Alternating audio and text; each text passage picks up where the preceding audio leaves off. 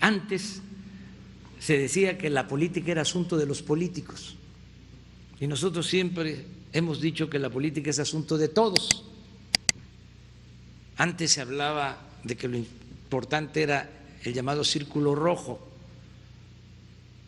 lo que se hacía en la sociedad política, que el pueblo no entendía de estas cosas.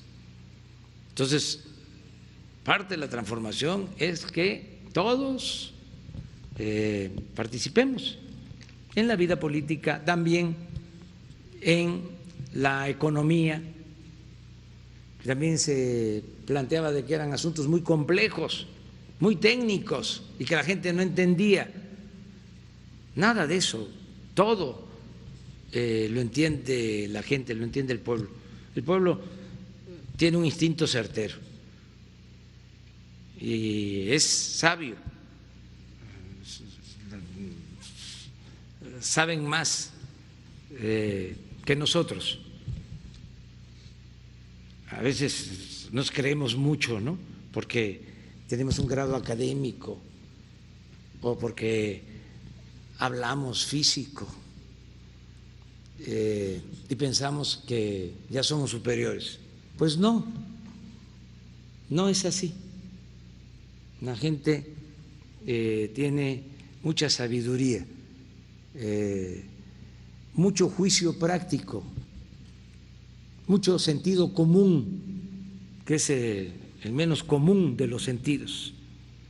Entonces, vamos a compartir la información. Sí, buenos días. Este desplegado fue publicado el día de ayer en el periódico Reforma. Se titula Contra la deriva autoritaria y por la defensa de la democracia. Dice así: han transcurrido casi 20 meses del gobierno encabezado por el presidente Andrés Manuel López Obrador. El triunfo del presidente fue inequívoco. No obstante, sin que la mayoría de los mexicanos votáramos por ellos y violando la Constitución, Morena y sus aliados lograron que una minoría de votos se convirtiera en una mayoría de escaños en el Congreso. Además, amplió el número de diputados de su grupo mediante la compra de representantes electos de otros partidos. La consecuencia ha sido la asfixia del pluralismo de la representación en aras de someter al Poder Legislativo a los dictados del Ejecutivo. Por su parte, el presidente de la República ha ido concentrando en sus manos el poder del gobierno en detrimento de los demás poderes del Estado y de los estados de la Federación. Al hacerlo, ha destruido o deteriorado la administración pública y las instituciones constitucionales, invocando una supuesta cuarta transformación, menoscaba las capacidades del gobierno, toma decisiones unipersonales, polariza a la sociedad en bandos artificiales, desacredita la autoridad de los órganos especializados como el INE y ataca toda forma de expresión que no se identifique con su visión política. El gobierno de López Obrador ha mantenido una actitud despreciativa, no solo hacia las instituciones autónomas, sino también hacia las esferas científicas y culturales, así como muy notoriamente hacia el movimiento de las mujeres que luchan por la igualdad. El manejo de la crisis sanitaria de la COVID-19 se ha caracterizado por una política de austeridad suicida y por su rechazo a un acuerdo nacional para reactivar la economía y salvar cientos de miles de empleos. En su lugar, se ha utilizado la pandemia para acelerar la demolición del Estado y el control del poder. De continuar por este camino, el presidente y la coalición que lo apoya harán retroceder los avances democráticos que consumieron años de lucha a la sociedad mexicana para salir de un sistema autoritario y establecer la democracia.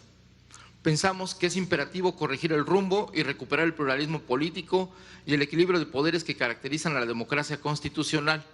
La única manera de lograrlo es mediante una alianza, amplia alianza ciudadana, que junto con los partidos de oposición construya un bloque que, a través del voto popular, restablezca el verdadero rostro de la pluralidad ciudadana en las elecciones parlamentarias del 2021.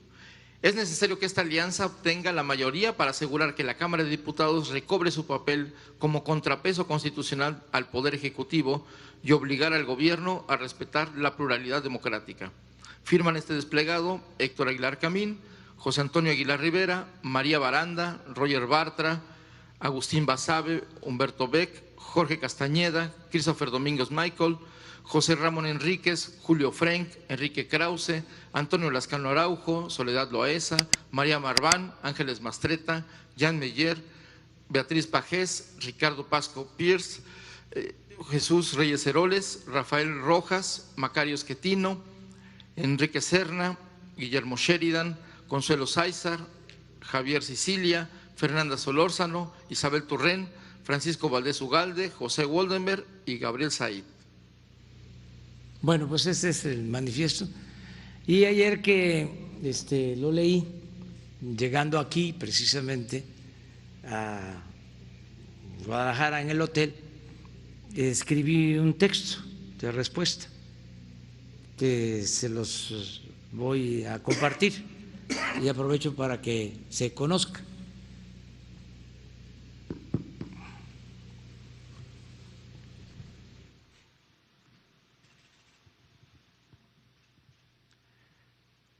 Celebro que escritores y periodistas que han defendido desde siempre el modelo neoliberal o neoporfirista se agrupen, se definan y dejen de lado la simulación para buscar restaurar el antiguo régimen caracterizado por la antidemocracia, la corrupción y la desigualdad. La historia nos enseña, la historia que es la maestra de la vida, que cuando se pone en práctica un proceso de transformación, siempre se produce una reacción conservadora. De modo que es absolutamente legítimo que exista una oposición al gobierno que represento y a las acciones que estamos consumando. Quizá lo único que pueda reprocharse a tan famosos personajes es su falta de honestidad política e intelectual, manifestada en el mismo contenido de su proclama.